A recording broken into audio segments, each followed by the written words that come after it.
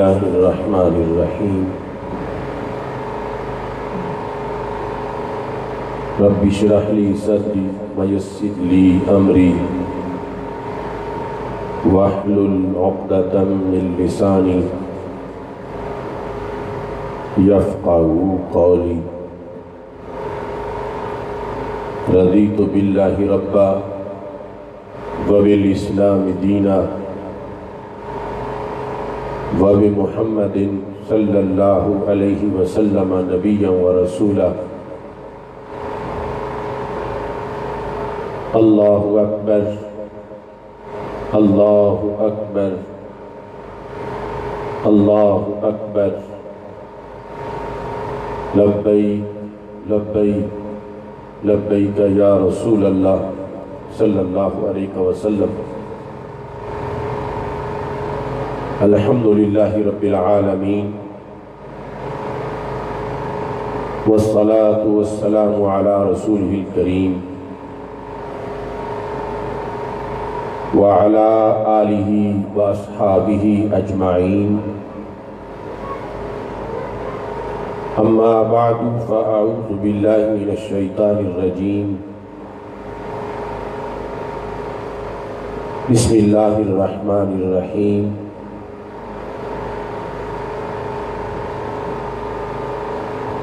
ثانی اثنین اذ ہما فی الغار اذ یقول لصاحبہ لا تحزن ان اللہ معنا صدق اللہ العظیم وصدق رسولہ النبی الکریم الامین ان اللہ وملائکتہ یصلون علی النبی یا ایہا الذین آمنوا صلوا علیہ وسلموا تسلیما الصلاة والسلام علیکہ یا سیدی یا رسول اللہ وعلی آلک واصحابک یا حبیب اللہ۔ خشک شاخوں کو وہ تازہ گلاب دیتے ہیں، عہد پیری کو وہ پھر سے شباب دیتے ہیں۔ پڑھ لے درود غفلت نہ کر خدا کی قسم، تیرے سلام کا وہ اب بھی جواب دیتے ہیں۔ الصلاۃ والسلام علیکہ یا سیدی یا رسول اللہ وعلی آلک واصحابک یا حبیب اللہ۔ مولا صلی وسلم دائما ابدا علی حبیبک خیر الخلق کلہم منزہ عن شریک فی محاسنہ فجوہر الحسن فیہ غیر منقاسم محمد تاج رسل اللہ قاطبۃ محمد صادق الاقوال والکلم محمد ذکرہ روح لانفسنا محمد شکرہ فرد علی الامم رب صلی وسلم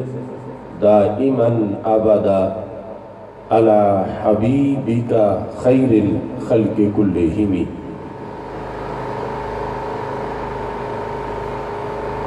وہ گلستان دین کا مہکتا ہوا گلاب،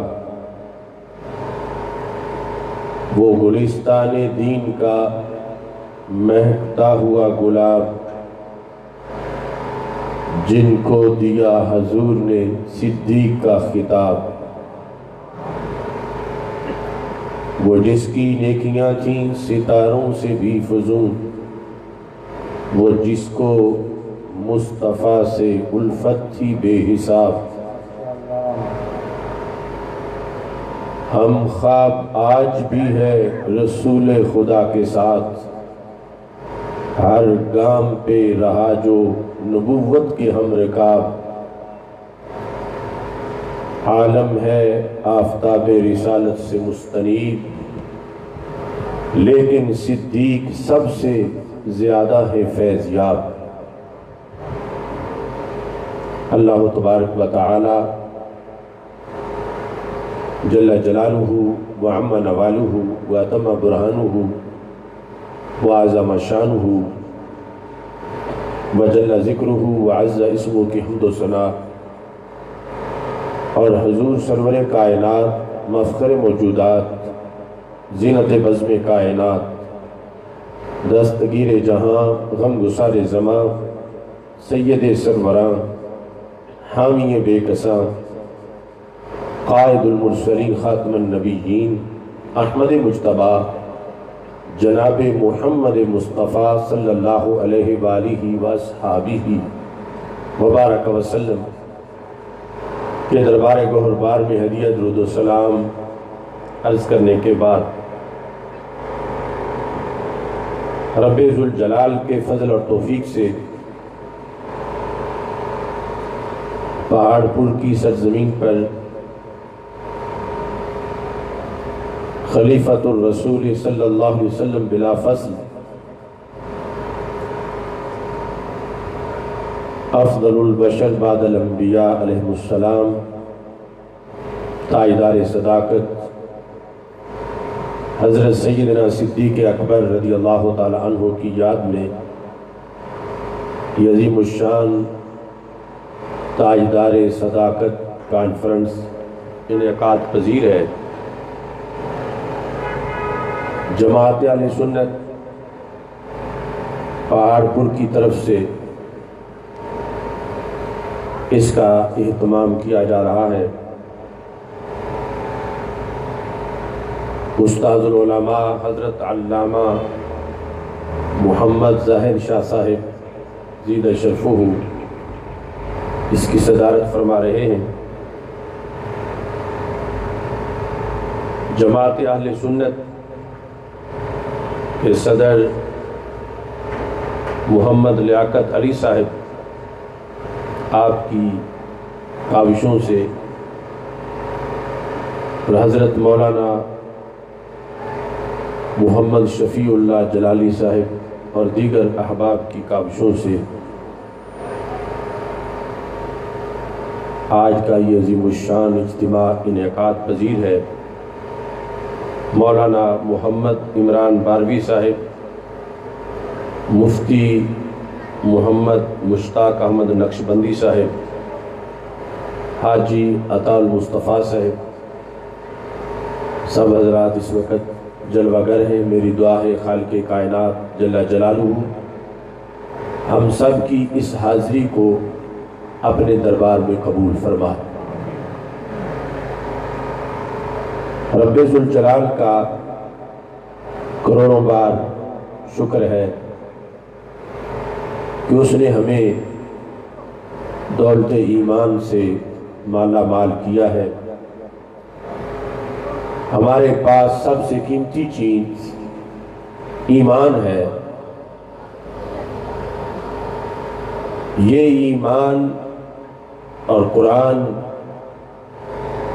جس ذریعے سے ہم تک پہنچے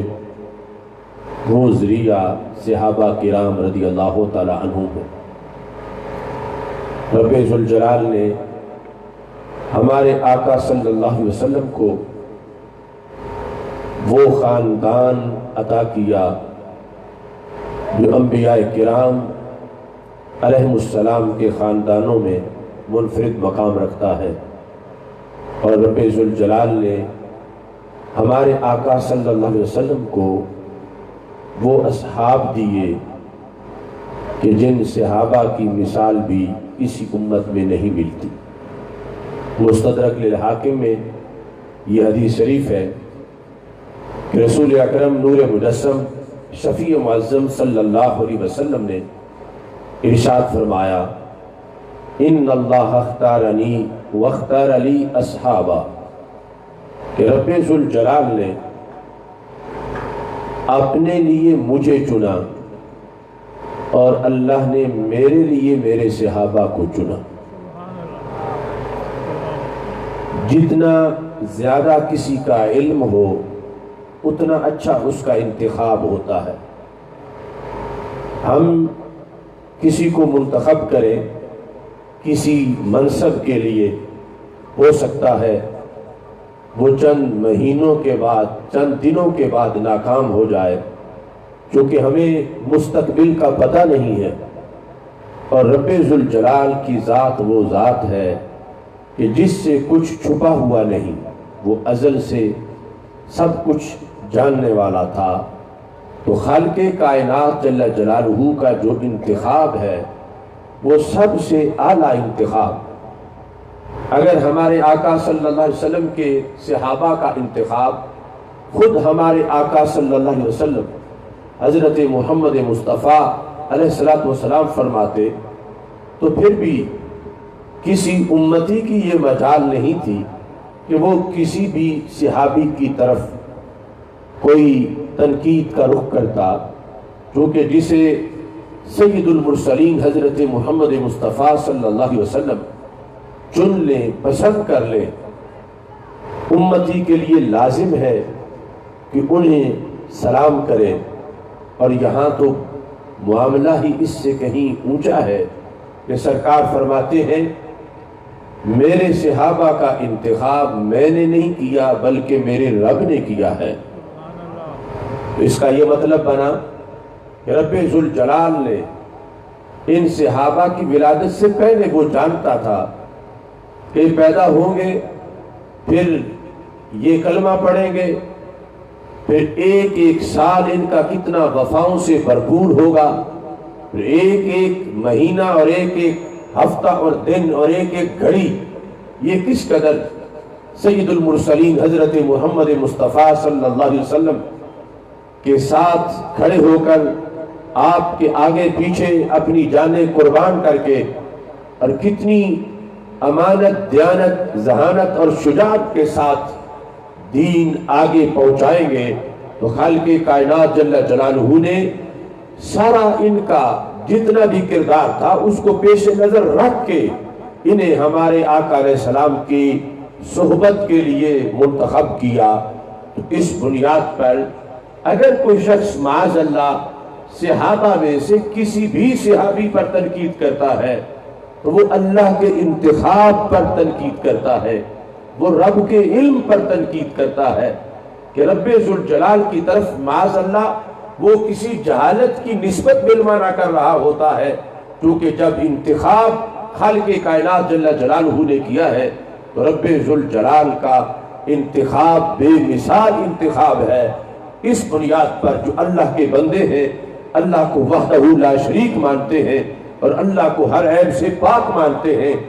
ان سب کے لیے یہ ضروری ہے کہ وہ صحابہ کرام رضی اللہ تعالیٰ عنہم اور اہل بیت اطہار رضی اللہ تعالیٰ عنہم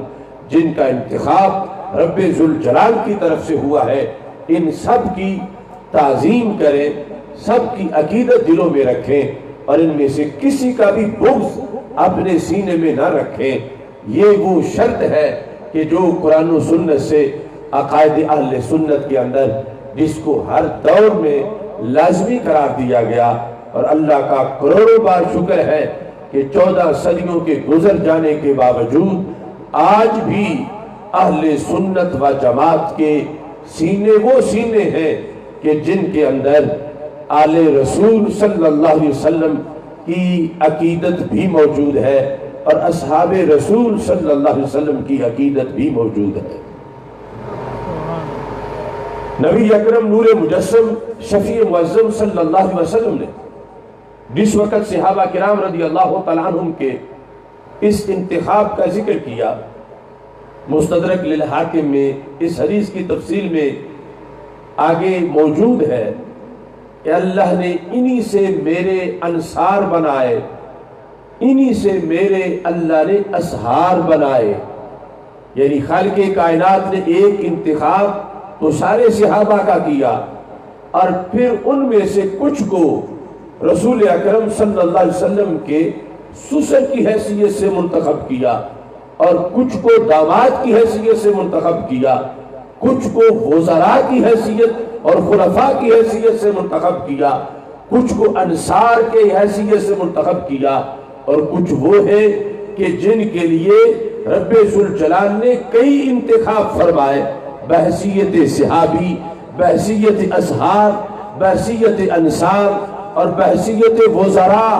یہ انتخاب رب ذوالجلال نے نبی اکرم نور مجسم شفیع معظم صلی اللہ علیہ وسلم کے صحابہ کو مختلف شانیں دیتے ہوئے انتخاب فرمائے، تو سرکار نے اس کے بعد یہ ذکر کیا کہ فمن سبہم، کہ ان میں سے جب ان کی اتنی اونچی شان ہے، اگر کسی کو بھی کوئی شخص گالی دیتا ہے فعلیہ لعنت اللہ والملائکۃ والناس اجمعین، اس پر اللہ کی لعنت، فرشتوں کی لعنت، تمام لوگوں کی لعنت، لا یقبل منہ یوم القیامت صرف ولا عدل، صحابہ میں سے کسی کے خلاف زبان کھولنے سے انسان کا اتنا نقصان ہو جاتا ہے کہ ہمارے آقا صلی اللہ علیہ وسلم نے ارشاد فرمایا کہ قیامت کے دن ایک شخص جب اپنی نمازیں ڈھونڈ رہا ہوگا، روزوں کا ثواب،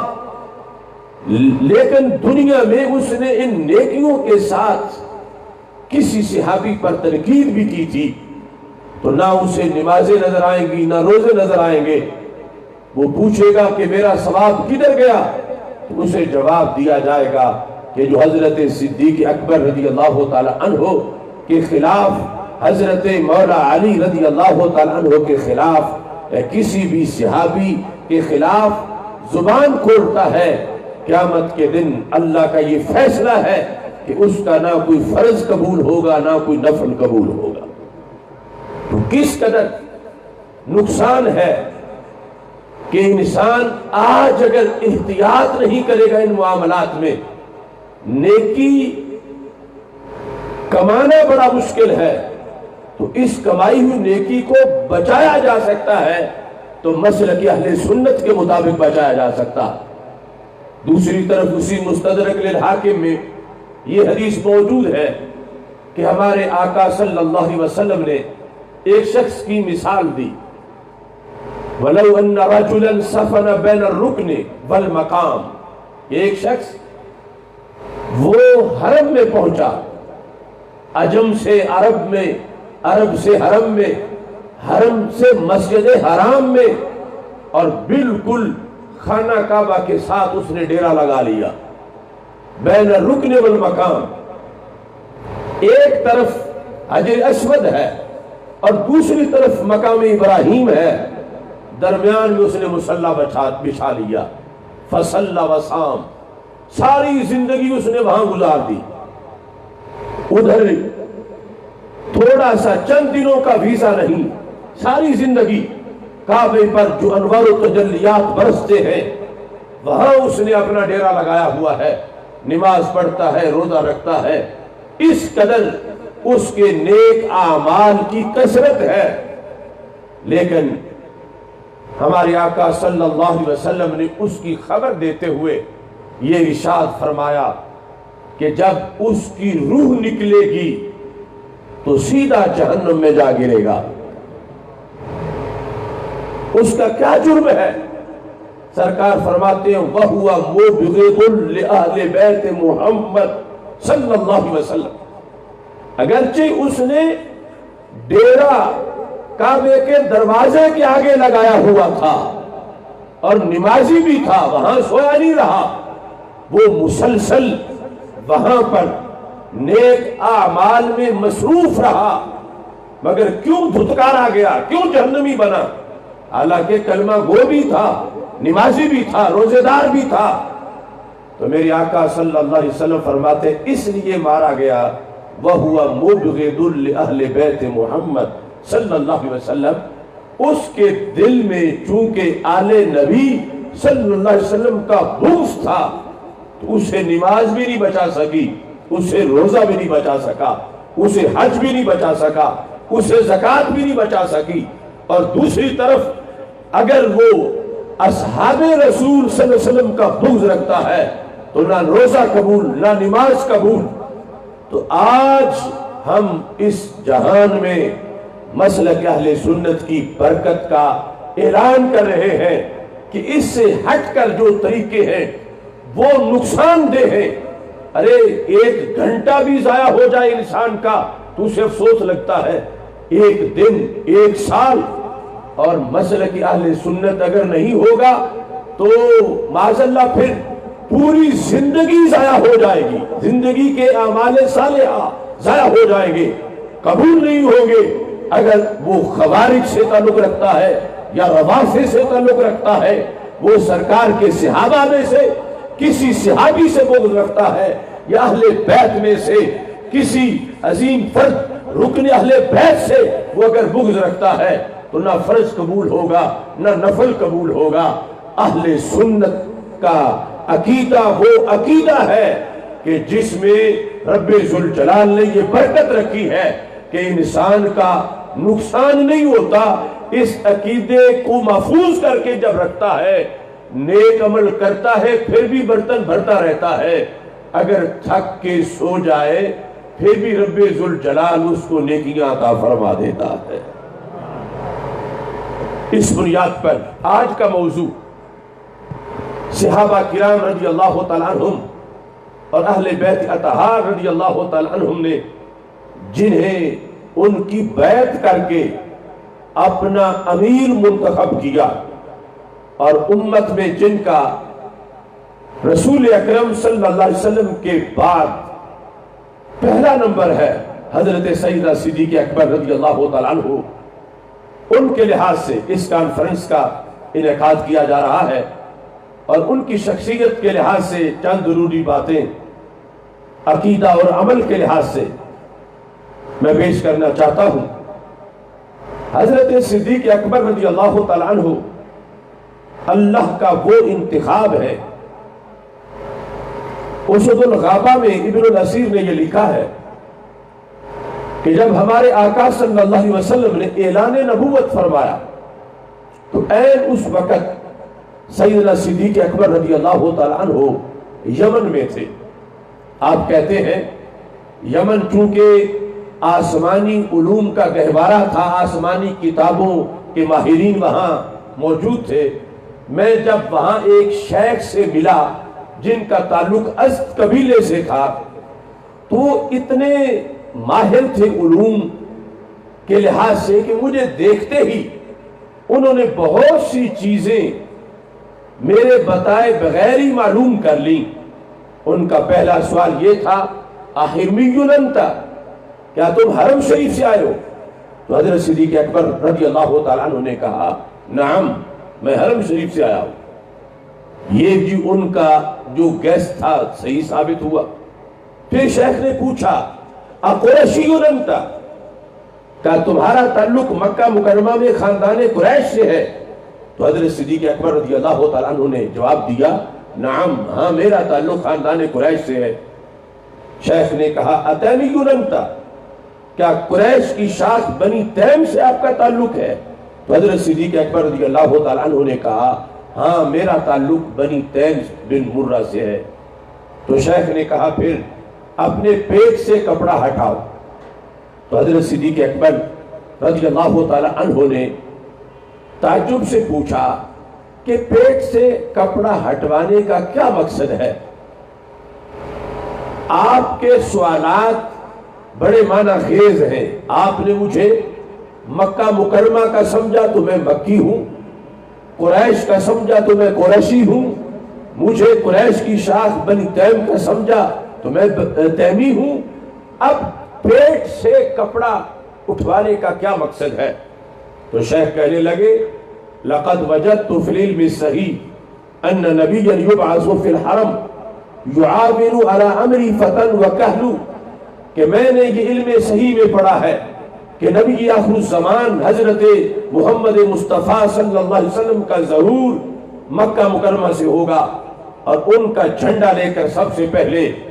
دو ذاتیں نکلیں گی، ایک ان میں سے بالکل بچہ ہوگا اور دوسرا ادھیڑ عمر والا ہوگا۔ جو ادھیڑ عمر والا سب سے پہلے جھنڈا لے کے نکلے گا،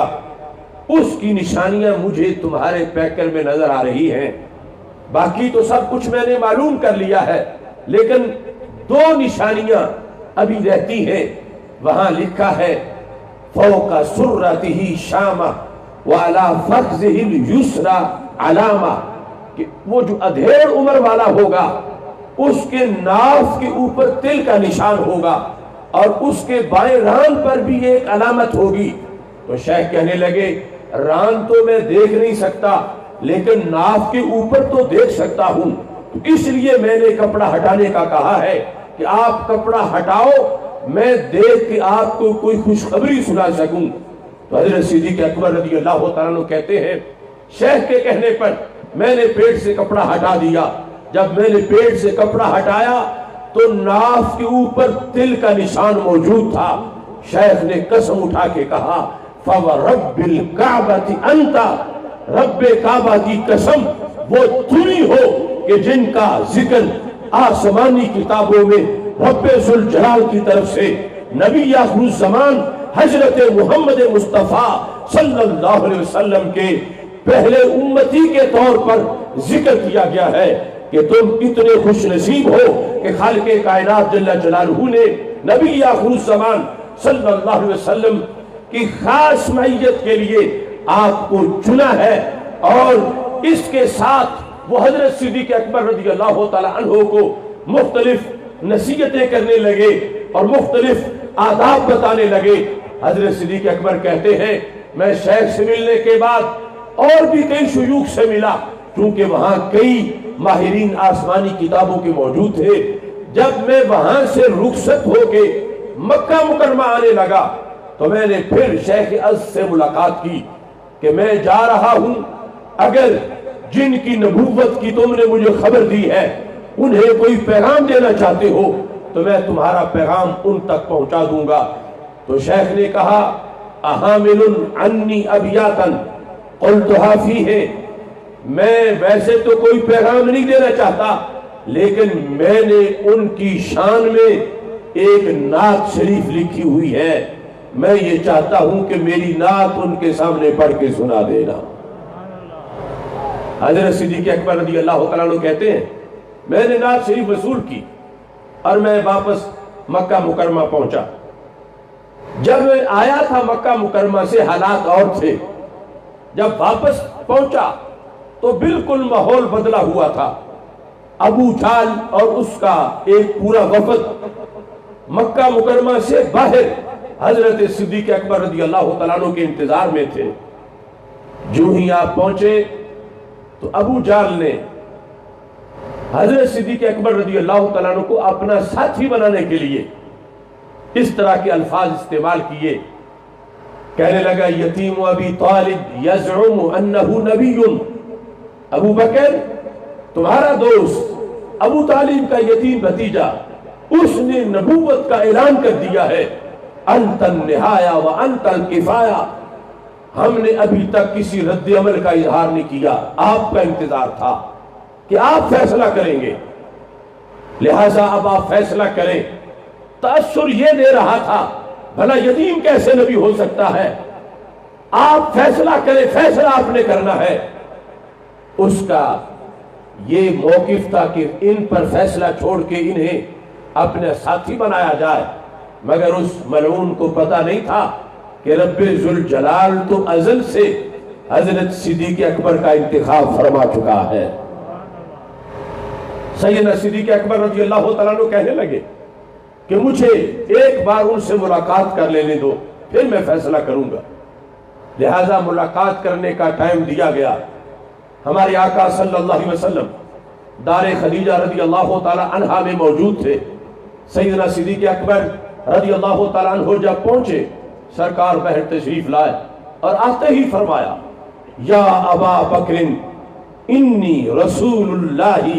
الیک و الی الناس جمیعا، اے ابو بکر رب نے مجھے تمہارا اور باقی سب انسانوں کا رسول بنا کے بھیجا ہے۔ پہلے دن ہی حضرت صدیق اکبر رضی اللہ تعالیٰ عنہ کو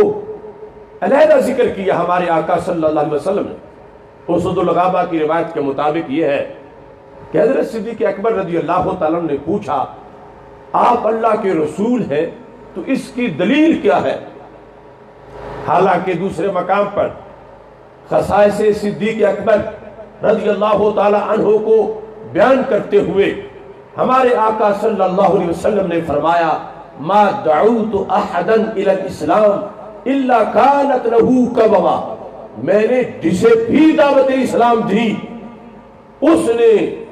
کوئی دلیل مانگی، کوئی معجزہ طلب کیا سوائے ابو بکر صدیق کے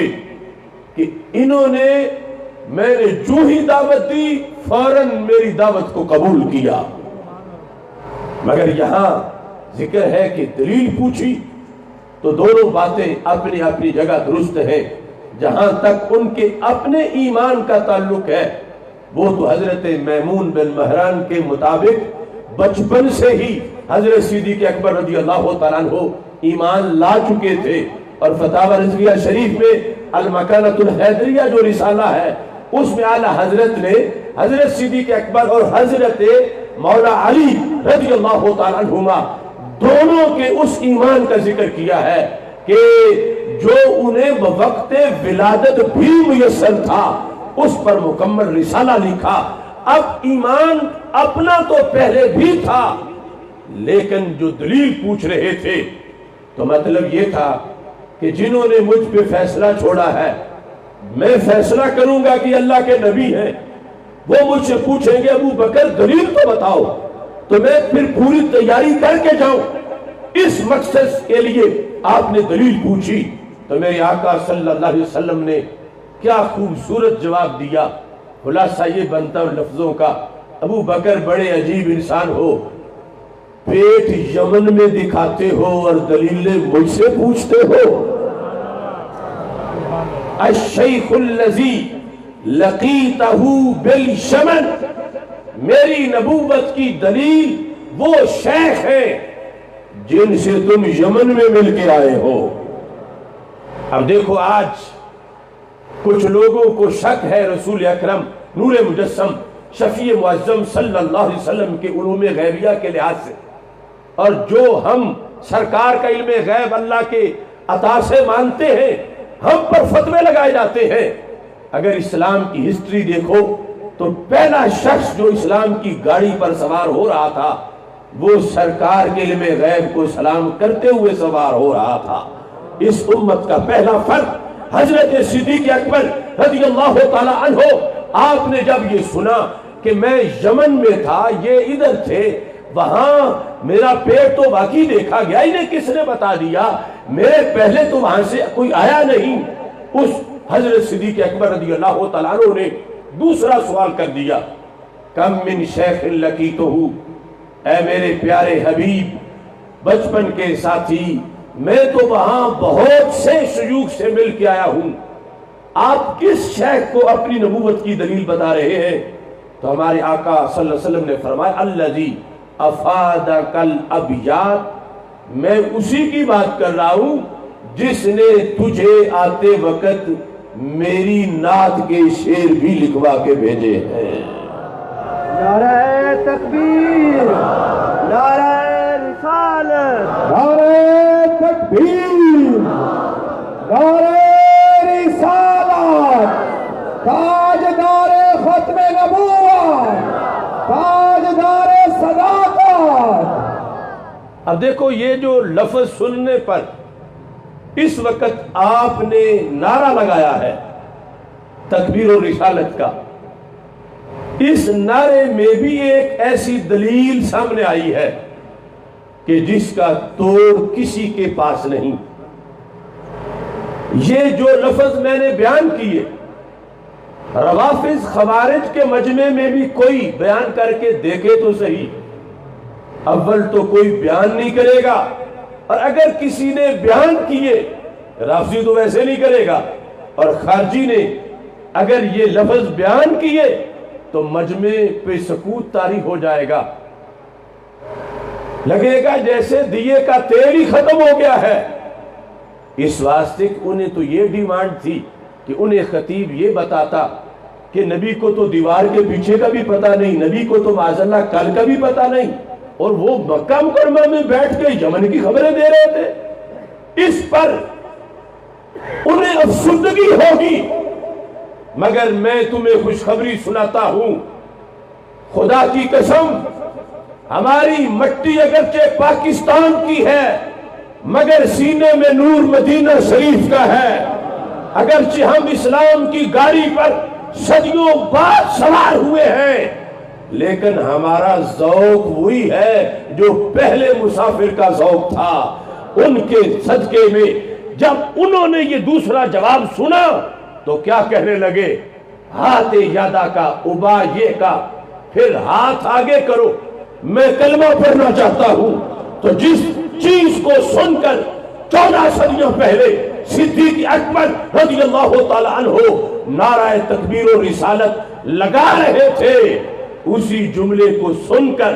اگر 14 صدیاں بعد سنی عین اسی موقع پر تکبیر و رسالت کی صدا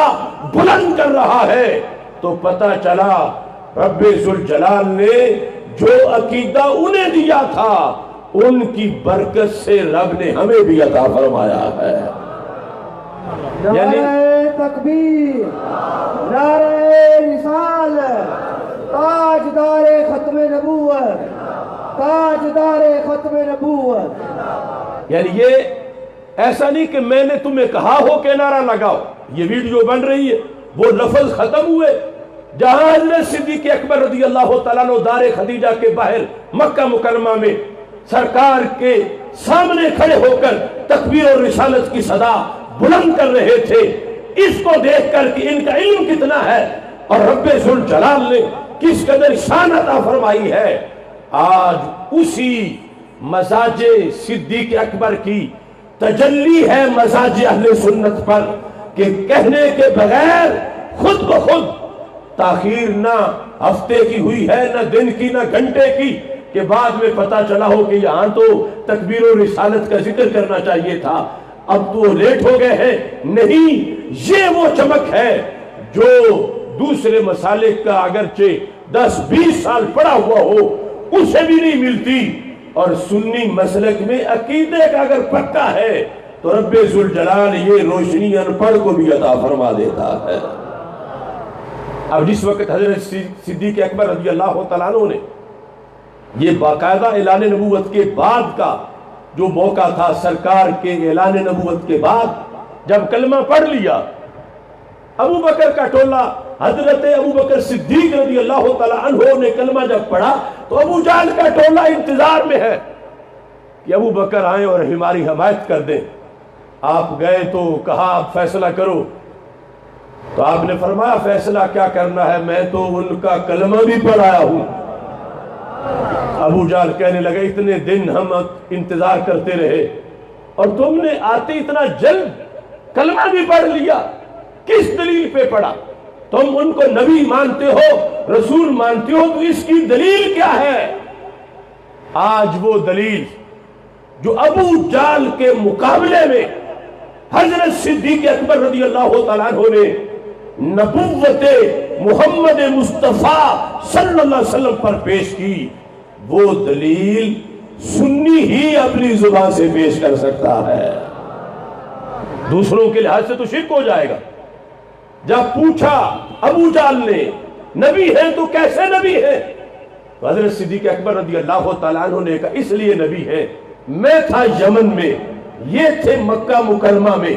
میں یمن میں جس سے ملا ہوں ان کی آنکھ نے دیکھا ہے، یمن میں جو باتیں ہوئی ہیں ان کے کانوں نے سنی ہے، میرا دل یہ گواہی دیتا ہے جو مکہ مکرمہ میں بیٹھ کے یمن کی خبریں سچی دیتے ہیں وہ فرش پہ بیٹھ کے عرش کی خبریں بھی سچی دیتے ہیں۔ اس بنیاد پر حضرت صدیق اکبر رضی اللہ تعالی عنہ کا انتخاب ایک عجیب درجے کا انتخاب ہے، اور پھر رسول اکرم صلی اللہ علیہ وسلم کی صحبت میں جو اعلان نبوت کے بعد کی صحبت ہے اس میں بطور خاص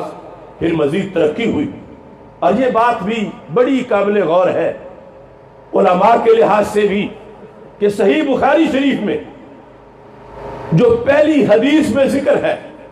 کہ ہمارے آقا صلی اللہ علیہ وسلم جب غار حرا سے گھر پہنچے اور وحی کا نزول ہو چکا تھا، اور اس فکر میں کہ یہ ساری ذمہ داریاں کیسے نبھائی جائیں گی، مستقبل کی ساری پلاننگ کے پیش نظر نبوت میں کوئی شک نہیں تھا سرکار کو، نبی اکرم نور مجسم شفیع معظم صلی اللہ علیہ وسلم بعد کا ایک ایک لمحہ سوچ رہے تھے۔ ایسے موقع پر جو کیفیت تھی تو حضرت خدیجہ الکبریٰ رضی اللہ تعالی عنہ نے اس میں یہ لفظ بولے کہ رب آپ کو ضائع نہیں ہونے دے گا۔ کیوں؟ انک تقری الضیف وتحمل الکل وتعین علی نوائب الحق، کہ تمہیں رب نے بڑی خوبیاں دی ہیں، تم مہمان نوازی کرتے ہو، جس کا کوئی سہارا نہ ہو اس کے تم سہارے بنتے ہو، تمہیں رب ذوالجلال نے مصیبتوں کے اندر لوگوں کا مددگار بنایا ہے۔ اس طرح کی خوبیاں ساری بخاری میں جس ترتیب سے ذکر ہیں، سرکار دو عالم صلی اللہ علیہ وسلم کے خلق اور باطن کی وہی ترتیب بخاری شریف میں ابن دغنہ کے قول میں موجود ہے کہ جب حضرت صدیق اکبر رضی اللہ تعالیٰ عنہ ہجرت حبشہ کے واقعہ اور ہجرت مدینہ سے پہلے مکہ مکرمہ سے نکلے کہ یہاں تو بندگی نہیں کرنے دیتے مشرک، میں گھر چھوڑ دیتا ہوں، یہ منظور ہے، لیکن رب کی بندگی تو میں جی بھر کے کروں گا۔ آپ نکل گئے اور چلتے چلتے یمن کی حدود تک پہنچے۔ ابن دغنہ کی وہاں آپ سے ملاقات ہوئی۔ ابن دغنہ کا قریش مکہ سے یارانہ تھا، وہ واقف تھا اس زمانے میں بھی حضرت صدیق اکبر کی جو اعلان سرکار کے اعلان نبوت سے پہلے کی جو عام عرب کے اندر ایک پرسنالٹی تھی اس کے لحاظ سے۔ تو ابن دغنہ نے جب یہ پوچھا کہ کدھر جا رہے ہو، کہا میں مکہ مکرمہ چھوڑ آیا ہوں، وہاں مشکلات بڑی ہیں، عبادت کوئی نہیں کرنے دیتا۔ ابن دغنہ نے کہا کہ تجھ جیسا بندہ جس بستی سے نکل جائے اس کا تو بڑا نقصان ہے۔ کیوں؟ لِأَنَّكَ تَقْرِي الضَّيْفَ وَتَحْمِلُ الْكَلَّ وَتُعِينُ عَلَى نَوَائِبِ الْحَقِّ، جو صفتیں حضرت خدیجہ الکبریٰ رضی اللہ تعالی عنہا نے سرکار کے خلق کی جس ترتیب سے بیان کی تھی بخاری شریف میں ہے، ابن دغنہ اسی ترتیب سے حضرت صدیق اکبر رضی اللہ تعالی عنہ کے خلق کی خوبیاں بیان کر رہا تھا۔ یعنی وہ اس انداز کی تھی کہ دور تک اتنا تعارف پہنچا ہوا تھا۔ تو یہ اعلان نبوت سے پہلے سرکار کے قرب میں رہ کر حضرت صدیق اکبر رضی اللہ تعالیٰ عنہ اتنا کچھ حاصل کر چکے تھے اور اتنا کما چکے تھے، اس حد تک ان کے باطن پر اور ظاہر پر رنگ تھا محمد عربی صلی اللہ علیہ وسلم کا۔ اور جس وقت سرکار پر قرآن کا نزول ہو رہا تھا اور صدیق اکبر فیض پا رہے تھے، تو پھر ان کی باطنی اور ظاہری خوبیوں کا عالم کیا ہوگا۔ لہذا حضرت صدیق اکبر رضی اللہ تعالیٰ عنہ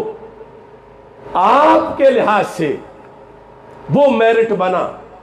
کہ جب میرے آقا صلی اللہ علیہ وسلم نے فرمایا خصال الخیر 360 خصلتاً، کہ اچھی خصلتیں 360 ہیں،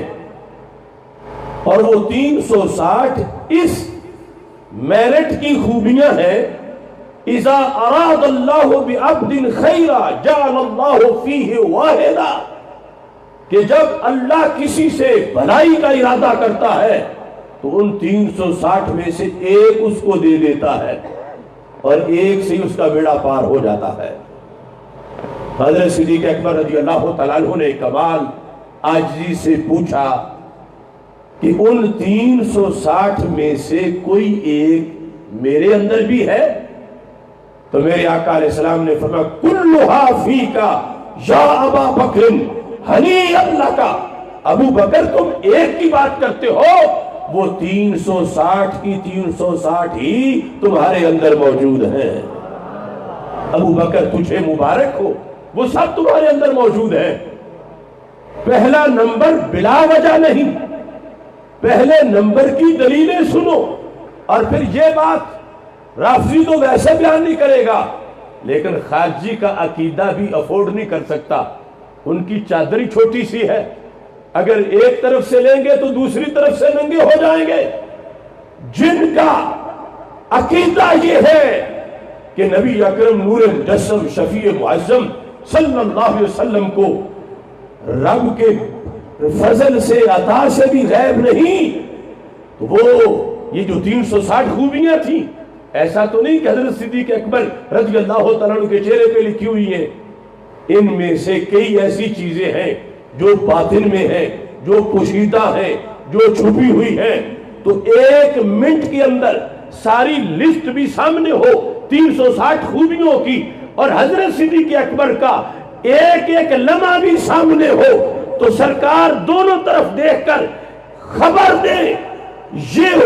تب ہوگا کہ جب میرے آقا صلی اللہ علیہ وسلم کو اپنے غلاموں کے ظاہر کا بھی پتا ہے اور باطن کا بھی پتا ہے۔ فرمایا کلھا فیکا یا ابا بکر ہنی لک، وہ ساری خوبیاں تمہارے اندر موجود ہیں۔ اب یہاں یہ بات بھی قابل غور ہے، کچھ لوگ آج یہ کہنے لگے کہ ابو بکر صدیق رضی اللہ تعالیٰ عنہ پہلے نمبر پہ اس لیے ہے کہ وہ ایڈمنسٹریٹر اچھے تھے، انتظامی معاملات میں اچھے تھے، انتظامی لحاظ سے ان کو پہلا نمبر دے دیا گیا۔ تو میں کہتا ہوں وہ جو 360 خصائل خیر ہیں، کیا ولایت ان کے علیحدہ کوئی چیز ہے؟ کیا اس میں ولایت والی خوبیاں نہیں ہیں؟ 360 کے اندر ہی ولایت کی اول سے آخر تک تمام خوبیاں بھی موجود ہیں۔ عام ولی وہ ہے کہ جن کے بارے میں غوث پاک گواہی دے دے، داتا صاحب گواہی دے دے، بلکہ بعد میں جن کے بارے میں آج کا کوئی گواہی دے دے یہ اللہ کا ولی ہے۔ اور صدیق اکبر وہ ولی ہے کہ جن پر نبیوں کے سلطان گواہی دے دے کہ ان کے اندر 360 کے سارا میرٹ خصائل خیر کا ان کے اندر موجود ہے۔ اور پھر اس سے بڑھ کر رب ذوالجلال کی طرف سے اعلان، سارا تصوف اکٹھا کیا جائے، حضوری کی منزل حاصل ہوتی ہے کہ بندہ اتنا اس کا دل روشن ہے کہ ایک گھڑی بھی غفلت نہیں،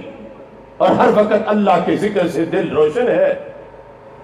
یہ جو حضوری ہے، اولیاء اس میں مرتبہ پاتے ہیں۔ حضرت صدیق اکبر رضی اللہ تعالیٰ عنہ کو کیسی حضوری حاصل ہے؟ سرکار نے فرمایا ان اللہ معنا، ابو بکر اللہ میرے ساتھ بھی ہے تیرے ساتھ بھی ہے۔ تو جن کے ساتھ رب ذوالجلال کا ہونا نص قرآنی سے ہو، ان سے بڑا ولی کون ہوگا؟ کہ رب فرما رہا ہے، سرکار کہتے ہیں، قرآن میں آیا ہے کہ ابو بکر تم تو کسی گھڑی بھی حضوری سے خالی نہیں، ہر وقت رب تمہارے ساتھ ہے، ہر وقت خالق کائنات جل جلالہ نے تمہیں یہ تجلیات عطا فرمائی ہے۔ یہی وجہ تھی کہ جب ہمارے آقا صلی اللہ علیہ وسلم تشریف لے گئے مسجد قباء کے علاقے میں بنی عمر بن عوف کی صلح کروانے کے لیے، صحیح بخاری شریف میں متعدد مقامات پر یہ حدیث موجود ہے، ظہر کی جماعت کرا کے گئے، عصر آ کے پڑھانی تھی، لیکن وہاں دو خاندانوں کی لڑائی تھی، ان کی صلح کرواتے کرواتے لیٹ ہو گئے۔ ادھر عصر کا ٹائم ہوا تو صحابہ کرام رضی اللہ تعالیٰ عنہم نے حضرت صدیق اکبر رضی اللہ تعالیٰ عنہ سے کہا کہ آپ مصلی نبوی پہ کھڑے ہو کے ہمیں جماعت کرائیں۔ یہ جو آخری دنوں کی جماعتیں ہیں، جب مصلی حضرت صدیق اکبر رضی اللہ تعالیٰ عنہ کو دیا گیا، یہ اس سے پہلے کی بات ہے۔ ایک روایت ہے کہ سرکار خود فرما کے گئے تھے، میں نہ پہنچا تو جماعت آپ نے کرانی ہے، اور جو اکثر ہے وہ یہ ہے کہ صحابہ سب اس پر ہی مطمئن تھے کہ سرکار نہ ہو تو پھر صدیق اکبر جماعت کرائے۔ حضرت صدیق اکبر رضی اللہ تعالیٰ عنہ مصلی پہ کھڑے ہو گئے، صحیح بخاری شریف میں ہے، تکبیر تحریمہ کہہ لی، پیچھے صحابہ نے بھی نیت باندھ لی، اتنے میں نبیوں کے سلطان بھی تشریف لے آئے۔ اب صحابہ کرام رضی اللہ تعالیٰ عنہ کی آزمائش شروع ہو گئی کہ کیا کریں، ہو نبیوں کے سلطان اور امت کی آخری صف میں کھڑے ہو، کیسے ہو سکتا ہے؟ پوچھ سکتے نہیں، حالت نماز ہے، جو پہلے پڑھا تھا اسی کی روشنی میں پیپر حل کرنا تھا، تو صحابہ نے فیصلہ کر لیا نہ نماز توڑیں گے اور نہ ہی اپنے نبی کی تعظیم چھوڑیں گے، نماز میں بھی ہم تعظیم کریں گے، نماز کے اندر بھی ادب کریں گے، سرکار کو آگے لائیں گے، پیچھے نہیں کھڑے ہونے دیں گے۔ ٹھیک ہے ہم رب کی نماز پڑھ رہے ہیں، مگر نماز کس ذات نے ہمیں سکھائی ہے، ان کا ادب نماز میں بھی ہم کریں گے۔ لہذا ہاتھوں پہ ہاتھ مار کر دستک دی، صفوں کے بیچ میں صحابہ نے جگہ بنا دی۔ سرکار نے جگہ دیکھی تو یہ نہیں کہا، یہ نہیں فرمایا صحابہ نماز میں بھی میرا ادب کر رہے ہو، چھوڑو ان باتوں کو، نہیں، جگہ بنی تو سرکار نے پروٹوکول قبول کر لیا۔ چلتے چلتے چلتے جب پہلی صف میں پہنچے تو امام نے بھی ادب کرنا شروع کر دیا۔ یہ ہے نماز، یہ ہے مسجد نبوی شریف، یہ ہے دور صحابہ۔ ایک وہ وقت بھی بر صغیر میں آیا کہ جب دہلی برانڈ توحید نے یہ فیصلہ کیا کہ نماز میں نبی کا خیال آ جائے تو معاذ اللہ گائے گدے کے خیال سے برا ہے۔ معاذ اللہ دلیلیں دیں اس پر کہ اگر گائے کا خیال آیا تو ادب سے نہیں آئے گا، نبی کا آیا تو ادب سے آئے گا۔ نماز اللہ کی ہو، ادب نبی کا ہو تو شرک ہو جائے گا۔ یہ صورتحال دیکھ کر ڈاکٹر محمد اقبال نے کہا تھا کہ وہ نماز جو اسلام کا ایک امتیاز ہے، سطوت توحید قائم جن نمازوں سے ہوئی، وہ نماز ہند میں نظر بریمن ہو گئی، وہ نماز ہند میں نظر بریمن ہو گئی کہ جب نماز کے لیے یہ کہا جا رہا ہے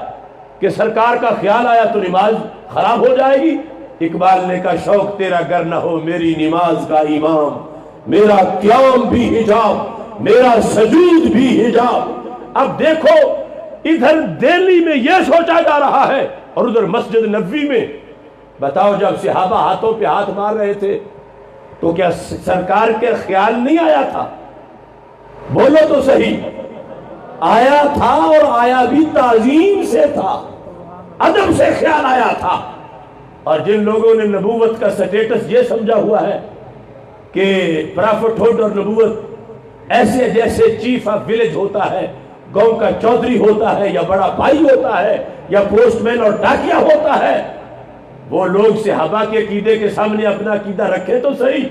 اور صحیح بخاری پڑھے تو صحیح۔ کیا بڑا بھائی آئے تو صفوں میں رستہ بنایا جاتا ہے؟ کیا گاؤں کا چودھری آئے تو امام مصلی سے ہٹ جاتا ہے؟ نہیں، یہاں معاملہ اور ہے، اور مسجد نبوی میں جب سرکار آئے تو معاملہ اور تھا۔ سرکار کے لیے صفوں میں جگہ بنی، اور جب پہلی صف میں آئے تو حضرت صدیق اکبر رضی اللہ تعالیٰ عنہ پیچھے ہٹنے لگے مصلی چھوڑ کر، تو میرے آقا علیہ السلام نے فرمایا مکانک ابو بکر، جہاں کھڑے ہو کھڑے رہو۔ کیا شان ہے حضرت صدیق اکبر رضی اللہ تعالیٰ عنہ کی امامت کی کہ جن کے پیچھے نبیوں کے سلطان بھی نماز پڑھنے کو تیار ہو گئے کہ ابو بکر میں تجھے ہٹانے نہیں آیا، تم مصلی پہ کھڑے رہو۔ 3 بار کہا، حضرت صدیق اکبر رضی اللہ تعالیٰ عنہ پھر بھی مصلی چھوڑ کے پیچھے ہو گئے۔ چشم فلک نے دیکھا کہ اس امت نے حالت نماز میں اپنے رسول صلی اللہ علیہ وسلم کو آخری صف سے مصلی تک پہنچایا ہے۔ نماز بھی ہوتی رہی، تعظیم بھی ہو گئی۔ اب جب سلام پھیرا ہمارے آقا صلی اللہ علیہ وسلم نے، حالانکہ سرکار جانتے تھے، لیکن پوچھا اس لیے کہ آج پوچھوں گا تو پہاڑ پر تک یا پوری دنیا میں بات جائے گی۔ ابو بکر، میں نے جو کہا تھا کہ تم اپنی جگہ کھڑے رہو، تم نے مصلی کیوں چھوڑا؟ اب سوال اس کے جواب میں جملہ سنو، روحیں ہمیشہ ٹھنڈی عشق کی اس چاشنی میں رہیں گی۔ آج کیا پدی کا شوربہ، کہنے لگے ہم ان کی طرح ہیں، وہ ہماری طرح ہے، معاذ اللہ۔ یہ امتوں میں پہلے نمبر کے انسان صدیق اکبر رضی اللہ تعالیٰ عنہ، جب سرکار نے فرمایا، میں نے خود فرمایا تھا کہ تم کھڑے رہو، تم نے مصلی کیوں چھوڑا؟ ابو بکر صدیق کہنے لگے، صحیح بخاری شریف میں ہے، ما کان لابن ابی قحافہ ان یصلی بین یدی رسول اللہ صلی اللہ علیہ وسلم۔ کہا محبوب میں ہوں ابو قحافہ کا بیٹا اور تم ہو رب کے رسول صلی اللہ علیہ وسلم، تو ابو قحافہ کے بیٹے کی کیا مجال ہے کہ وہ رب کے نبی کے آگے کھڑا ہو کے نماز پڑھے؟ تو میں نے تعظیم کے لیے مصلی چھوڑ دیا تھا۔ امام کرمانی نے شرح بخاری میں اس حدیث کے تحت لکھا کہ دیکھو کتنا ادب ہے، بندہ بالآخر کسی بڑی شخصیت کے سامنے اپنا نام تو بول ہی دیتا ہے نا، نام کے اندر تو کوئی شان نہیں ہوتی، کاش چونکہ سامنے سرکار کی ذات تھی تو حضرت صدیق اکبر نے اپنا نام لینا بھی برداشت نہیں کیا، باپ کی طرف اپنے آپ کو منسوب کر کے ذکر کیا کہ میں تو ہوں ابن ابی قحافہ، میری کیا حیثیت ابن ابی قحافہ کے لیے، ابو قحافہ کے بیٹے کے لیے کب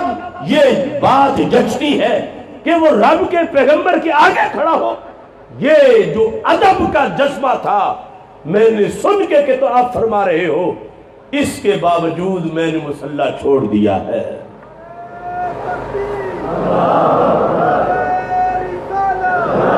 نعرہ تکبیر،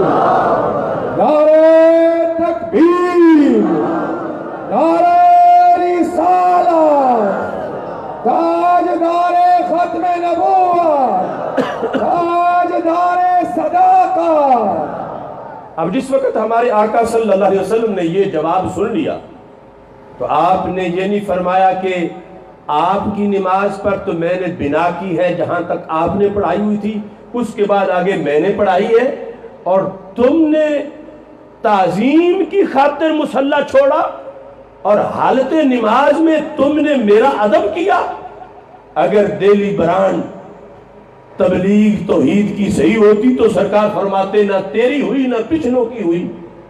لیکن یہ نماز جس میں تعظیم نبی علیہ السلام میں مصلی چھوڑا گیا تھا، یہ اتنی قبول ہوئی، اتنی قبول ہوئی، اتنی قبول ہوئی کہ جس نے سرکار دو عالم صلی اللہ علیہ وسلم کے ادب کے پیش نظر مصلی چھوڑ دیا تھا، رب نے امت میں پہلے نمبر پہ اسے ہی عطا فرما دیا تھا۔ لہذا جب آخری ایام تھے، سرکار اٹھے جماعت کرانے کے لیے اور غشی طاری ہو گئی، پھر تھوڑی دیر کے بعد ارادہ کیا نہ جا سکے، پھر ارادہ کیا نہ جا سکے،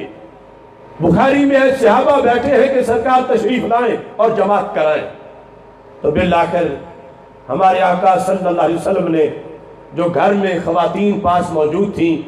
اور حضرت مولا علی رضی اللہ تعالیٰ عنہ موجود تھے، حضرت عباس جو سرکار دو عالم صلی اللہ علیہ وسلم کے چچا جان ہیں وہ پاس موجود تھے، تو میرے آقا صلی اللہ علیہ وسلم نے فرمایا مروا ابا بکر فلیصلی بالناس، ابو بکر صدیق کو کہو میرے مصلی پہ وہ کھڑے ہو جائیں، وہ جماعت کرائیں۔ یہ جب کاشانہ نبوت میں فیصلہ ہو رہا تھا، یہ فیصلہ پورے مستقبل پر اثر انداز ہونا تھا، اس فیصلے پر حضرت علی نے اختلاف نہیں کیا، حضرت عباس رضی اللہ تعالیٰ عنہ انہوں نے بھی اختلاف نہیں کیا، حالانکہ متوقع شخصیات تو یہی ہو سکتی تھیں کہ مولا علی جماعت کراتے، حضرت عباس جماعت کراتے، وہ زبان سے نہیں بولے، نہ انہوں نے اختلاف کیا یعنی تجویز اپنی طرف سے پیش کی، تو ام المومنین حضرت عائشہ صدیقہ رضی اللہ تعالی عنہا نے کہا ان ابی رجل اسیف، میرے ابا جی رقیق القلب ہیں، آپ کی جگہ جب جماعت کرانے لگیں گے تو آپ کی یاد میں روتے ہی رہیں گے، تو قرات بھی نہیں ہو سکے گی، لہذا عمر فاروق کو کہو کہ وہ جماعت کرائیں۔ اور حضرت عائشہ صدیقہ رضی اللہ تعالی عنہ نے حضرت عمر فاروق رضی اللہ تعالی عنہ کی صاحبزادی ام المومنین حضرت حفصہ رضی اللہ تعالی عنہ کو بھی اپنا ہم نوا بنایا، بخاری میں ہے، ان سے بھی کہلوایا کہ میرے ابا جی عمر فاروق کو مصلی پہ کھڑا کیا جائے۔ جب 3 بار ان کی طرف سے یہ تجویز آئی تو ہمارے آقا علیہ السلام بالآخر بولے، بخاری شریف میں ہے، إِنَّكُنَّ لَأَنْتُنَّ صَوَاحِبُ یوسف، تم میرے پاس بیٹھ کر ویسے ضد کر رہی ہو جیسے یوسف علیہ السلام کے پاس بیٹھی ہوئی عورتیں اپنی ضد منوانا چاہتی تھیں۔ تشبیہ صرف اپنے موقف اور ضد کے لحاظ سے ہے۔ فرمایا یَأْبَى اللَّهُ وَالْمُؤْمِنُونَ، یاد رکھو ابو بکر صدیق کو مسلم میں نے نہیں دیا، میرے رب نے دے دیا ہے۔ یأبى اللہ، اللہ انکار کرتا ہے، کسی اور کا نہیں مانتا۔ پہلے نمبر پہ میرے بعد جماعت کرانی ہے تو ابو بکر صدیق نے کرانی ہے۔ یأبى اللہ والمؤمنون، فرما رب بھی نہیں مانتا اور یہ سارے صحابہ بھی، جن میں سے ہر ایک لاکھوں ولیوں سے بڑا ولی ہے، یہ سارے مطمئن ہو کہ اگر کسی کے پیچھے فوراً میرے بعد کھڑے ہوں گے تو وہ ابو بکر صدیق کی ذات ہے۔ اس طرح اس انسان کو جو امت کا پہلے نمبر کا ولی، پہلے نمبر کی صداقتوں کا ترجمان ہمارے آقا صلی اللہ علیہ وسلم نے جب مصلی پہ انہیں کھڑا کیا، سب نے پیچھے نماز پڑھی، تو ایک موقع پر مولا علی رضی اللہ تعالیٰ عنہ سے یہ مسئلہ بصرہ میں پوچھا گیا، ابن قوا کی روایت میں درجنوں کتابوں میں موجود ہے۔ کسی نے کہا علی آپ کا نمبر تو پہلا تھا، کیوں آپ نے چوتھے کا انتظار کیا؟ یہ وہ زمانہ تھا کہ جب حضرت علی رضی اللہ تعالیٰ عنہ کی خلافت راشدہ کا زمانہ تھا، بصرہ میں ان سے مجمع عام میں سوال ہوا تو آپ نے جواب دیا جو سند سے درجنوں ماخذ میں ہے۔ آپ نے فرمایا سنو میری بات، لست مریضا ولا غائبا، میں نہ غائب تھا نہ میں مریض تھا، اگر میں موقع پہ نہ ہوتا تو پھر بھی گنجائش بن جاتی کہ چونکہ علی نہیں تھے، اگر علی ہوتے تو جماعت علی کراتے۔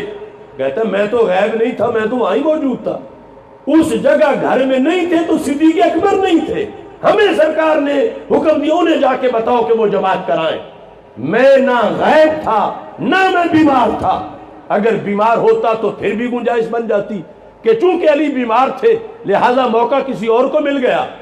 کہا نہ میں بیمار تھا نہ میں غائب تھا،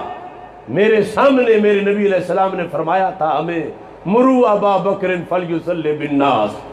کہ ابو بکر صدیق کو کہو وہ جا کے جماعت کرائیں، تو کہنے لگے ردینا لدنیانا ما رضی بھی رسول اللہ صلی اللہ علیہ وسلم لدیننا، فرمایا جس ذات کو اللہ کے رسول علیہ السلام نے ہمارے دین کا لیڈر بنایا تھا مصلی پہ کھڑے کر کے، ہم سمجھ گئے تو ہم نے ان کی بیعت کر کے انہیں اپنی دنیا کا لیڈر بھی بنا لیا ہے۔ کہ فیصلہ سرکار فرما گئے تھے،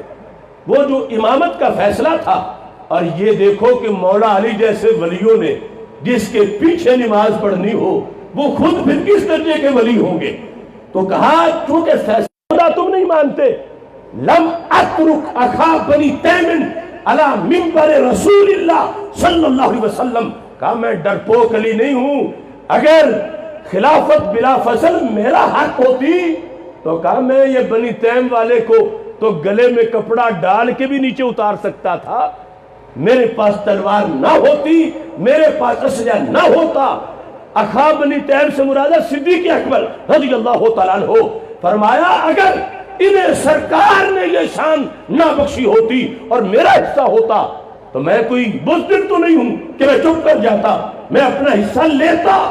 میں اور کچھ میرے پاس نہ ہوتا تو میں گلے میں کپڑا ڈال کے بھی ممبر سے نیچے اتار لیتا کہ یہ ممبر میرا ہے۔ تو میں نے تو ان کے ہاتھ پر بیعت کی اور کارکن کی طرح، ایک سپاہی کی طرح میں نے ان کے ساتھ کام کیا، اس واسطے کہ جو سرکار کا فیصلہ تھا وہ ہم سب نے بیعت کر کے قبول کیا ہوا تھا۔ اسی بنیاد پر جس وقت خلافت صدیق اکبر رضی اللہ تعالیٰ عنہ کے فوراً بعد جو پہلی لڑائی تھی وہ ذی قصہ کی لڑائی تھی، جس کو البدایہ والنہایہ میں ابن کثیر نے لکھا کہ حضرت صدیق اکبر رضی اللہ تعالیٰ عنہ جس وقت تقریباً 2.5-3 مہینے گزرنے کے بعد، سرکار کے وصال کے 2.5-3 مہینے بعد اس لڑائی پہ نکلے اور خود قیادت فرما رہے تھے، تو حضرت مولا علی رضی اللہ تعالیٰ عنہ نے آ کر گھوڑے کی جو سواری تھی اس کو آگے سے روک لیا اور لفظ بولے الائینا یا امیر المومنین، امیر المومنین آپ کہاں جا رہے ہیں؟ تو آپ نے فرمایا میں نے جدھر دیگر مجاہد جا رہے ہیں میں بھی ادھر ہی جا رہا ہوں، میں گھر تو نہیں بیٹھوں گا کہ باقی جہاد کریں اور میں گھر بیٹھوں، میں بھی میدان جہاد میں جا رہا ہوں۔ تو حضرت مولا علی رضی اللہ تعالیٰ عنہ نے تاریخی جملے بولے کہ جس ابو بکر کے سپاہی علی جیسے ہوں اس کو خود جانے کی کوئی ضرورت نہیں ہے، کہا آج بھی میرے کانوں میں وہ لفظ موجود ہے کہ جب تم نے بدر والے دن سے سرکار سے اجازت مانگی تھی اپنے بیٹے کو سامنے دیکھ کر کہ یا رسول اللہ صلی اللہ علیہ وسلم باقی لڑائی قانونی 1-1 کی 2-2 کی 3-3 کی 4-4 کی اور پھر عام لڑائی وہ تو قانون دیکھا جائے گا مخالف کیسے آتے ہیں، لیکن بیٹے کو مارنا تو میرا حق ہے، دانی فی الوالۃ الاولی، سب سے پہلے مجھے اجازت دو، میں عبد الرحمن کا سر اتار کے آؤں۔ تو حضرت علی کہتے ہیں مجھے وہ لفظ یاد ہے کہ سرکار نے فرمایا میں تجھے کیسے اجازت دے دوں، انت منی بمنزلۃ سمعی و بصری،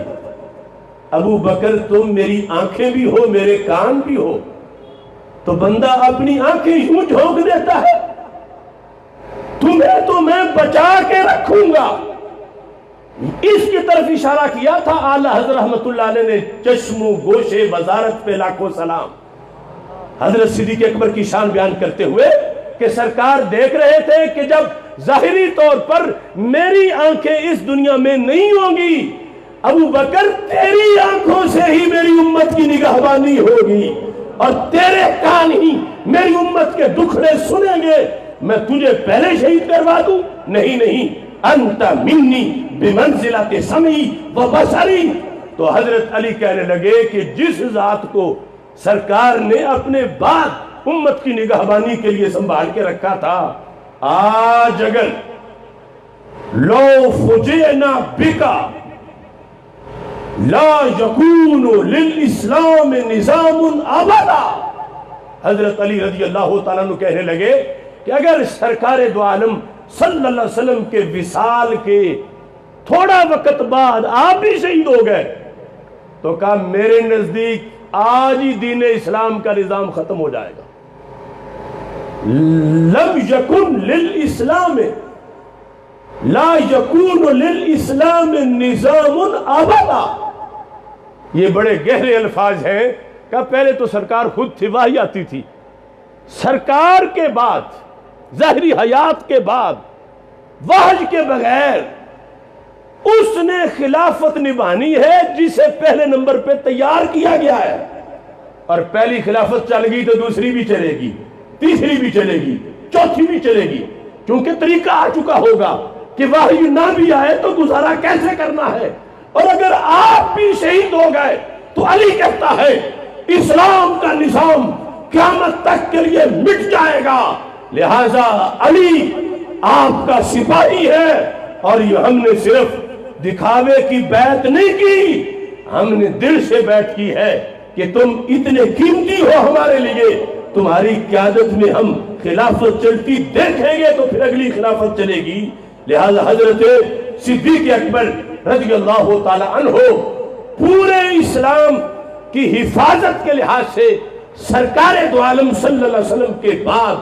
جن کا پہلا کردار ہے مولا علی کی زبان میں، اس کردار کو صدیق اکبر کہا جاتا ہے۔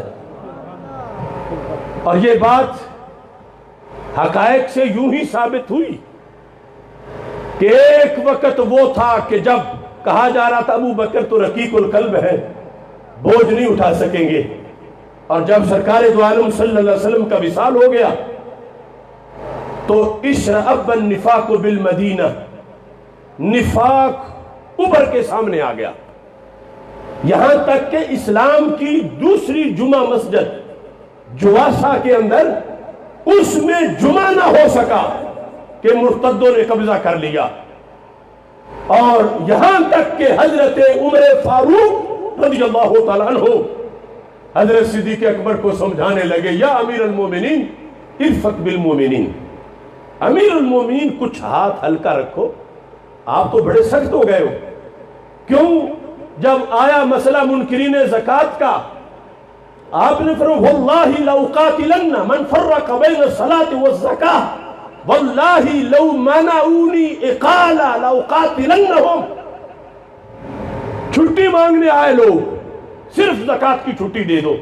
روزہ حج نماز سب کچھ، صرف زکوٰۃ کی چھٹی دے دو۔ آپ نے فرمایا چھٹی نہیں، ہاں سر اتاروں گا میں۔ جس نے زکوٰۃ تو زکوٰۃ رہی، زکوٰۃ کے جانور کی رسی بھی نہ دی، اکالا والی جو روایت ہے، یا بکری کا بچہ اناکا والی جو روایت ہے، اتنی بھی نہ دی تو میں پھر بھی سر اتاروں گا۔ اب بات بڑی اہم تھی، حضرت عمر جیسا بندہ، امت کا محدث اور صاحب الہام، لو کان بعدی نبی لکان عمر، وہ حضرت عمر مناظرے پہ تیار ہو گئے، اور انہوں نے کہا امیر المومنین یہ جن کے سر اتارنے کی تم باتیں کر رہے ہو یہ کلمہ گو لوگ ہیں، اور میں نے اپنے کانوں سے یہ حدیث سنی ہے رسول اکرم صلی اللہ علیہ وسلم سے کہ جس نے کلمہ پڑھ لیا اس کا خون محفوظ ہے، اس کے خلاف تلوار نہیں اٹھائی جائے گی، تو یہ کلمہ گو لوگ ہیں، صرف زکوٰۃ کے لحاظ سے چھٹی مانگ رہے ہیں، اور تم کہتے ہو ہم ان کے خلاف یوں جہاد کریں گے جیسے کافروں کے خلاف جہاد کیا جاتا ہے۔ تو حضرت صدیق اکبر نے جو جملے بولے، حضرت عمر فاروق نے پھر ایک ایک جملے پر اللہ کا شکر ادا کیا۔ حضرت صدیق اکبر بولے، کہتے ہیں یا عمر ما لکا جبار فی الجاہلیہ وخوار فی الاسلام، اے عمر تجھے کیا ہو گیا ہے؟ جب تک تم جاہلیت میں تھے تم بڑے نڈر تھے، آج تم ڈرپوکوں والی باتیں کر رہے ہو۔ قد تم الدین وانقطع الوحی اینکسو بنہی، عمر چھٹیاں دینی تھی تو سرکار نے دینی تھی، ابو بکر کا کام چھٹی دینا نہیں، دین محفوظ کرنا ہے۔ وحی بند ہو گئی، دین پورا ہو گیا،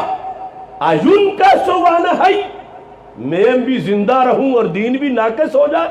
کمی آ جائے اس میں، یہ نہیں ہو سکتا۔ لہٰذا یہ سمجھایا کہ ضروریات دین میں سے اگر ایک کا بھی کوئی انکار کر دے تو کلمہ غیر معتبر ہو جاتا، اس کلمے کا کوئی لحاظ نہیں ہوگا۔ اگر انہوں نے زکوٰۃ کا انکار کر دیا، یہ وہ مقام تھا کہ حضرت صدیق اکبر رضی اللہ تعالیٰ عنہ کی اس دن کے بارے میں حضرت عمر فاروق ساری زندگی کہا کرتے تھے، جو مشکات شریف میں بھی حدیث موجود ہے کہ ایک دن ابو بکر صدیق کا اور ایک رات اگر مجھے مل جائے تو عمر کی پوری زندگی کی نیکیاں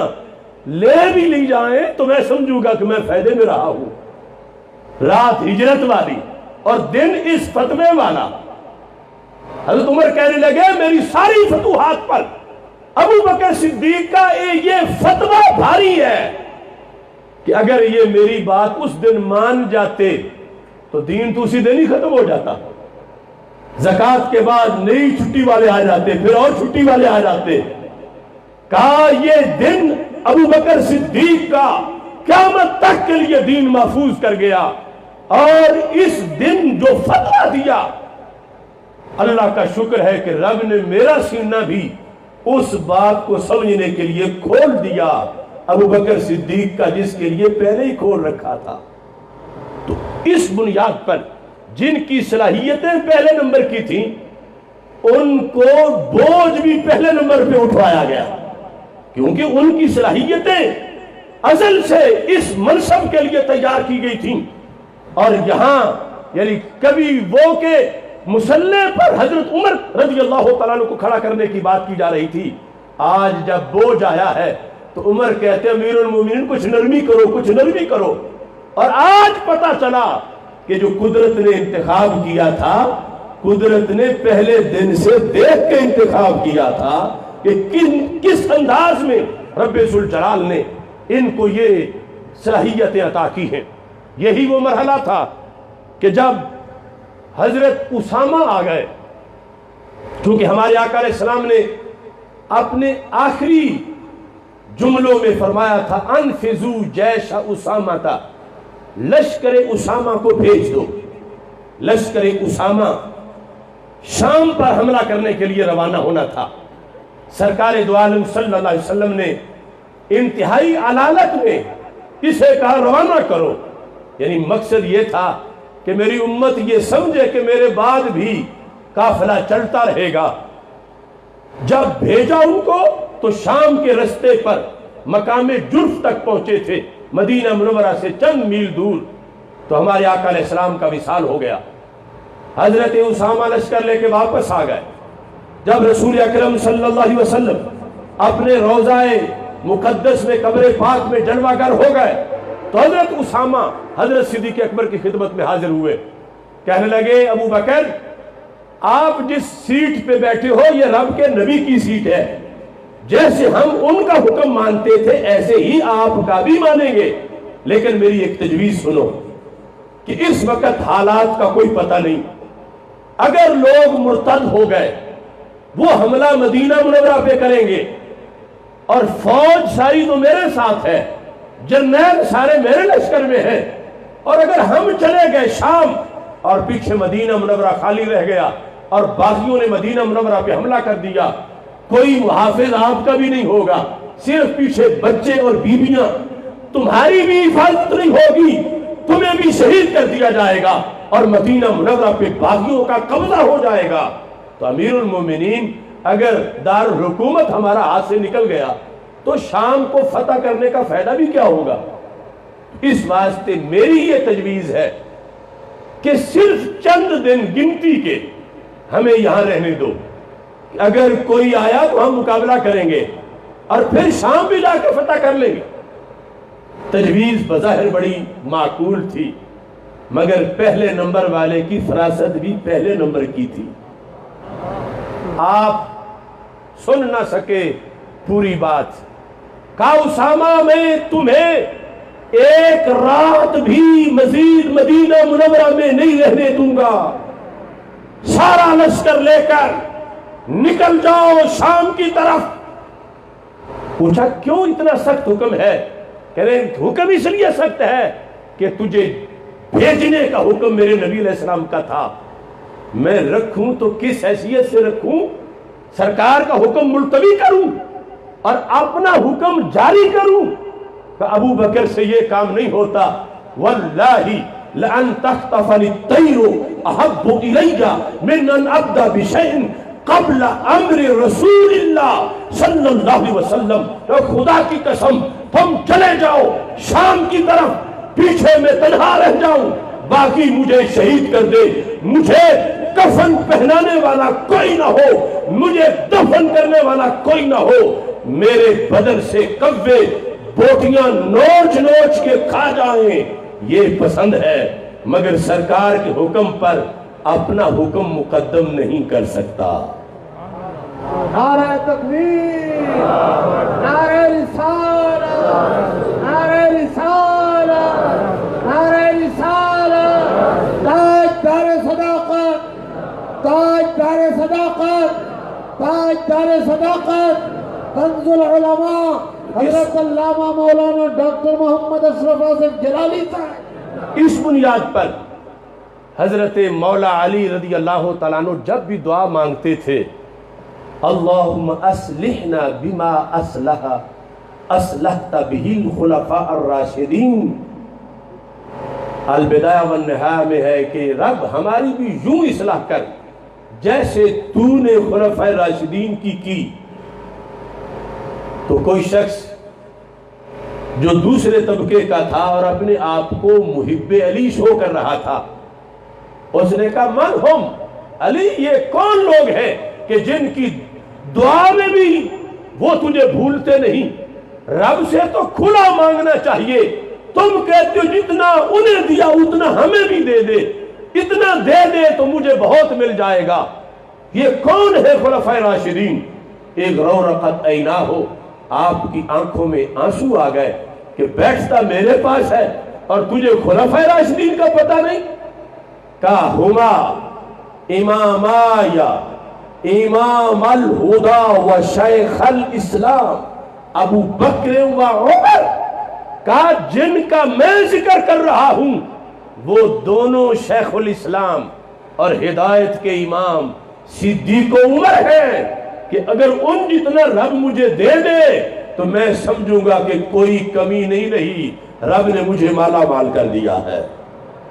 اب دیکھو، جس شخص کو حضرت مولا علی شیخ الاسلام کہے، شیخ الاسلام یعنی شیخانے تھا، نون اضافت کی وجہ سے گر گیا، کہ یہ دونوں شیخ الاسلام ہیں، حضرت صدیق اکبر اور حضرت عمر رضی اللہ تعالیٰ عنہ. تو اس بنیاد پر